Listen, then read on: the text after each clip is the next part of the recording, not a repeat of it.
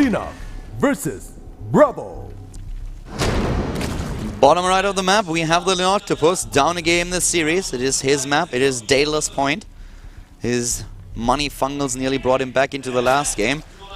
Nice chain fungals, but in the end, unfortunately for him, not enough. Going up against his Terran opponent to the top left. This is Bravo. Making it work in game number 1, going for the mech strategy there. Let's see what he's going to attempt to do on game 2. I wonder if he's like Bravo as in B as in Bravo, you know, like the military term, or if he's like Bravo as in like Bravo and like clapping and whatnot. I wonder which one he prefers. Because like there's Bravo and then there's Bravo. And he has a capital O, so I'm not sure. Yeah, exactly, he has a capital O. It's just harder to say Bravo as a name, because it's actually like a chant or a cheer. I have no idea. Gas first, by the way, here. Yeah, we have gas first for him. I wonder what he's got planned with that against the Zerg. Fast Hellions, Double Reaper. Double Reaper doesn't really make sense, you know, against the Zerg player. Maybe also fast Cloak Banshees, but off of one base? Well, we'll see. Only time will tell. I mean, it's not even his map pick. Yeah, but maybe that's exactly the reason. Maybe he doesn't like the map and just says like, okay, I'm gonna go for the strategy. Two port Banshee. Yeah. With how nervous he is and how much he's sweating, man, there's no way he's gonna pull off a strategy like 2 port Banshee. I just think it's hot in the booth. Like, he must be really happy after the last win. And it's also, I mean, it's really cold, actually, so he might have turned up the heat in his booth really high, and that made him sweat a little bit. Definitely a possibility. And there's the factory, of course, going down. Like, he was probably really happy that it worked in the last game, because there were a couple of occasions where he lost most of his army. Yeah, there was some stressful moments, for sure. Yeah, I think there was one moment where all the Thors died in the entire army, but what really worked for him was that Leenock, even though he killed the army, he just couldn't move into those bases. Too many turrets, the Vikings there as well. Yeah, so many turrets, and there was just nothing where he could do. Leenock was like, okay, sick, I just killed the army, let's kill that guy. And then he tries to move in, and I was like, okay, maybe a little bit later. But that later nearly never happened, because Bravo he had too much. He had the resources to rebuild his mech army, and it worked. By the way, we have a quick gas here for Leenock, and this is something we've seen basically every Zerg player do on this map in Zerg versus Protoss and in Zerg versus Terran, because of that wide natural. So you have so much opportunity to get damage. Even when we're talking about roaches, right, at the natural, you can go in there and attack at the wide ramp, because there's no way for the Terran to wall you out. Talking about things that we have and things that we don't have, correct me if I'm wrong, but I didn't see a drone scout. So he doesn't know. He has no clue about the timing here. He has absolutely no idea.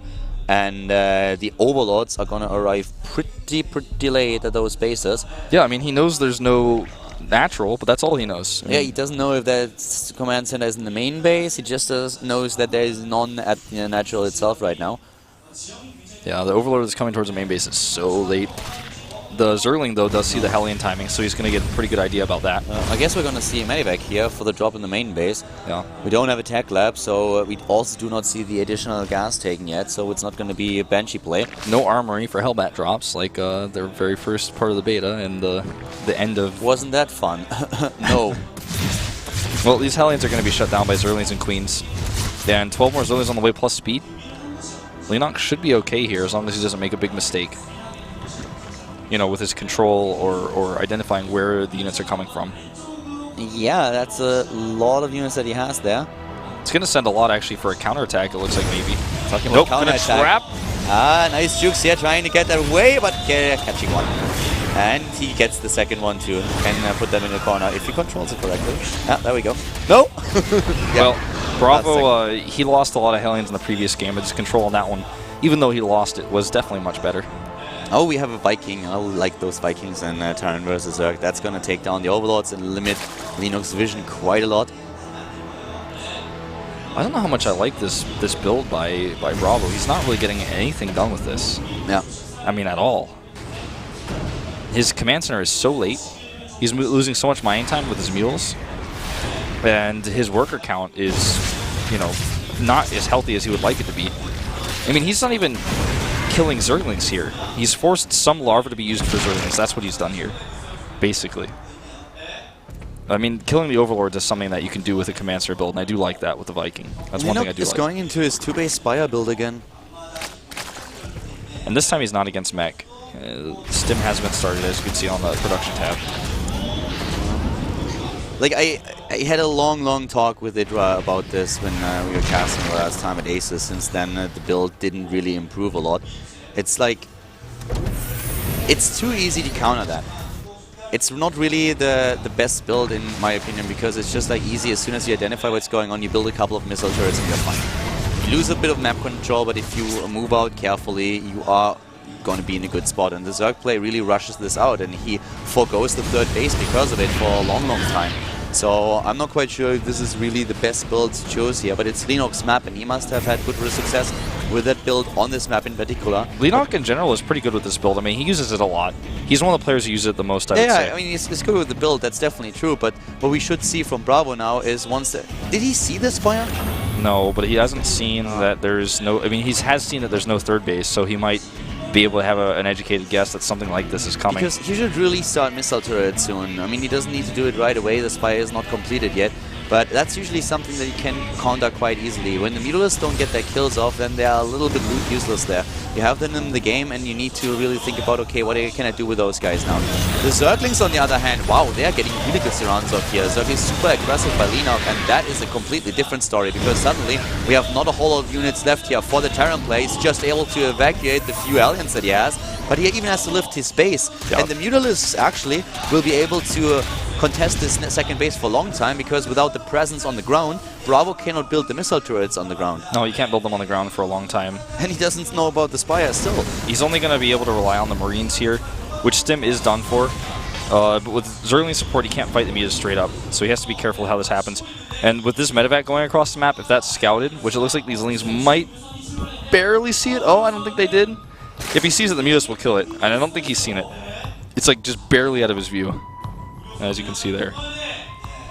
But well, so far it works out quite well for Leenock. He already killed a lot of units. It keeps the Marine count kind of low. And 8 of the Marines are in the drop away. Yeah, and now he moves in with everything that he has, and there's no anti-air. There are no missile turrets. Bravo did not see that coming. He has no idea. There's not a single turret right now. And Leenock can just bust into the main base, snipe one of the supply depots. The Lings are going to be in there. And Bravo is in so much trouble. The SCV's repairing, that's a present for Leenock. He can just snipe them now with the Mutalist and keep that harvest account low. At the same time, on the other hand, he has to defend back at home, and he doesn't have a lot of units there. He has those queens, though, and with Zerglings rallying out, he should be able to defend. Even a Spore Core looks like it will take out the medevac. This is looking like it might be game for Bravo. He's not going to finish combat shields. 30 supply against 86, that's GG. GG. Bravo that apparently never expect there to be Mutalists. He saw there's no third base. He saw the tech into Lair. I really wonder what he was expecting. I don't know. I think he was just playing greedy. Like, he didn't even have bunkers set up for a possible roach attack. I mean, what do you expect when your opponent goes into a 2-base play and goes for Lair? What else could Leenock have done? I don't know, man. Except besides roaches, which he wasn't prepared for, maybe a Nidus? I mean, the problem, or one of his big problems, was, to be completely fair here, that Daedalus has this big ramp, so he was losing a lot of units. Leenock ran in with the Zerglings and surrounded quite a few Marines and also Hellions at the ramp and took them out, so that limits the anti-air that you have. But he should have started at least a few missile turrets in his own main base, I feel. And it's difficult for him to establish that natural, so that's really where we have to cut Bravo some slack. That's not an easy feat to achieve, but I still feel that he had no idea there were Mutalists coming, and he should have known with the lack of a third base. And he didn't scout the Spire, but he scouted the Lair tech. And Leenock here, aggressive with the Lings on the ground, and that paved the way for the Mutalists in the end. So without enough Marines, of course, and no missile turrets at all, yep, then that works, of course. Yeah.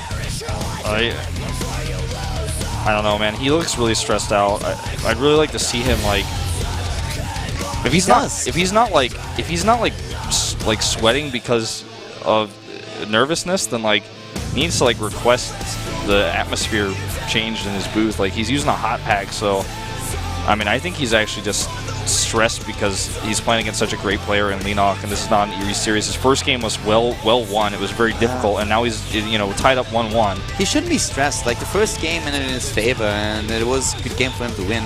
It's his map now, and he chose his Habitation Station, the map with the gold bases. Yeah. See how this one plays out. We'll see if he takes that gold base early on. That might be part of his plan here. It's one of the maps where mech is pretty good, by the way. Yeah, and it's definitely a good map for that. That's for sure. Could also be decent for Leenock's Mutalist style that he's shown us in Game 1 and 2, so we'll see how that plays out. The third base, if you take the gold base, is closer by air. and also really easy to do run-bys on, as we've seen Leenock do several times in the past. He's just been showing us some very aggressive gas builds. This is what Leenock is known for. We're going straight into the game now. Game number 3 in the best of 3 series here at the GSL Code. Leenock versus Bravo. Brought to you by Cullen Wolf.